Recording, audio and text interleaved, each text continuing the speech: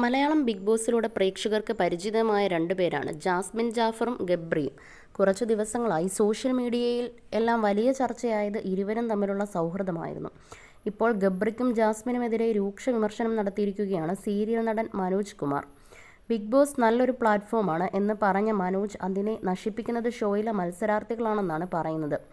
ജാസ്മിനും ഗബ്രിക്കും എതിരെയാണ് മനോജ് രൂക്ഷ വിമർശനം നടത്തുന്നത്. ഗബ്രി എന്നൊക്കെയാണ് മനോജ് പറയുന്നത്. അവരെ കാണുമ്പോൾ അറപ്പും വെറുപ്പും തോന്നുകയാണെന്നും കാണുമ്പോൾ തന്നെ കാർക്കിച്ചു തുപ്പാൻ തോന്നുന്ന ചേഷ്ടകളാണ് കാണിക്കുന്നതെന്നും പറയുന്നു. അവൻ്റെ പല്ലിന് ദന്തകാമാവേശ രോഗമാണ്, കടിച്ചാണ് തൻ്റെ പ്രശ്നം തീർക്കുന്നതെന്നും ആയുർവേദത്തിലോ അലോപ്പതിയിലോ ഒന്നും ഇതിന് മരുന്നില്ലെന്നും ഒരു മരുന്നേ ഉള്ളൂ, പോത്തുംകാലും വാങ്ങിക്കൊടുക്കണം എന്നും പറയുന്നു. എന്നാൽ ഗബ്രിയുടെ പേര് പറയുന്നില്ല. അതുപോലെ ജാസ്മിൻ്റെ പേര് നേരിട്ട് പറയാതെയാണ് വിമർശിക്കുന്നത്. ജാസ്മിൻ്റെ പിതാവിന് ബ്ലോക്കൊന്നുമല്ല ആത്മഹത്യാ ഭീഷണി മുഴക്കി കാണുമെന്നും ജന്മം നൽകിയ സ്ത്രീയെ മുൻനിർത്തി ആത്മഹത്യാ ഭീഷണി മുഴക്കിയപ്പോൾ ബിഗ് ബോസിനും വഴങ്ങാതിരിക്കാൻ പറ്റാത്ത അവസ്ഥയായെന്നും മനോജ് പറയുന്നു.